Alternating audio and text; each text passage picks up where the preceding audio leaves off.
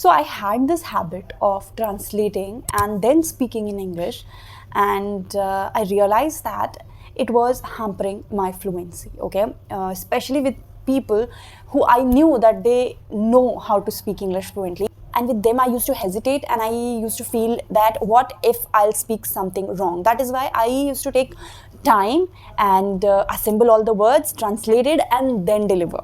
So many of you must be doing that, and that is slowing you down, and it might feel that you are not fluent. So how can you solve this problem, and how can you actually start thinking in English without translating? Don't put any barrier in between, just think in English and speak, okay? And I'll tell you everything in detail. Also, I'll tell you 3-step method that you can follow. It is basically an exercise that you will follow and you'll become fluent in English. And I'm not going to give you any pill or any button I'm going to tell you you'll press and you will start thinking in English. No, if you are very serious and if you are willing to put efforts to do that exercise for a week or 2 weeks, or how much time it will take to train your brain to think in English, then only watch this video. Otherwise, do not waste your time, okay?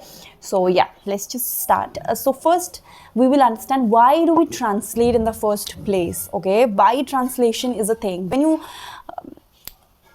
translate and speak, you kind of make your brain feel cognitive load, okay? Your brain does extra work to do. Like that translation thing is a extra work. It is kind of a burden for your brain, okay? And also it slows the speaking process. It is the small changes that you do and that compiles and becomes tremendous, and it does wonders. So only small changes you have to do, only small activities and exercises you have to practice to speak. What happens when you speak a single sentence? Your brain goes from different processes, different steps. First, your brain understands what you have to speak in your native language, because it is the go-to language that brain has, okay?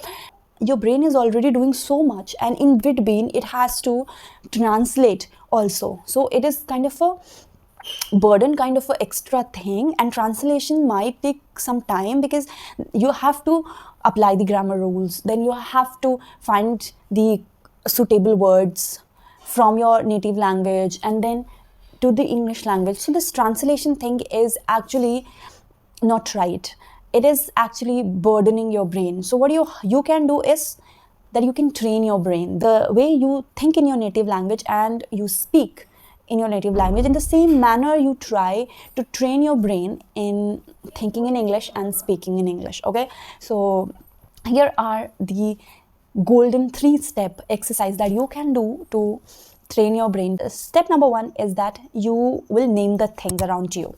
So like right now I'm sitting in this room, I can see the chair, the mobile phone, the tripod stand, this bed, a window, a bag. All these things I can say. What I'm doing here is that I'm naming the objects around me. Only words you have to do. Out loud you have spoken the names of the objects around you. Now next thing that you will do is that you will describe it, okay? Now instead of saying the chair, I'll say that black chair, that blue bag, the open window, right? My mobile phone, like that. Next step is to describe everything around you. Again, you have to describe in words only, okay? I know it might seem boring to you, but it works wonders with your English, because here you're training your brain not to translate but to just think in English and speak, and you're taking one step at a time. You are not overburdening it and intimidating your brain by giving it the exercise which is very difficult to do, right? You're not giving your brain that now 100 words speech on this topic. You're not doing that. You are playing with your brain, and slowly and steadily what you will see that you are in habit of thinking in English and speaking in English, and that translation thing is gone. Now step 3, now you will start making sentences. Now you will say that that window over there is opened, that bag is in blue color, the chair is in black color, my mobile phone is on the table, I can see some clothes lying over there. And you will see that 75% you are correct in framing your sentences. Like this, you train your brain. This is a simple exercise that you have to do. What else you can do? Like right, like every time you can't sit in a room and do that thing again and again, right? So that's very boring and you can't do that, and that is not of that will not be very beneficial as well. So what you can do here is that you can take any picture online or offline or whatever. Try it with different things. Like someday you go outside in the park and sit and try to do things like that. Sometimes you stand in your you try different places. So you will find out like what are the things that I know in my native language but I don't know in English. So you will go and find out.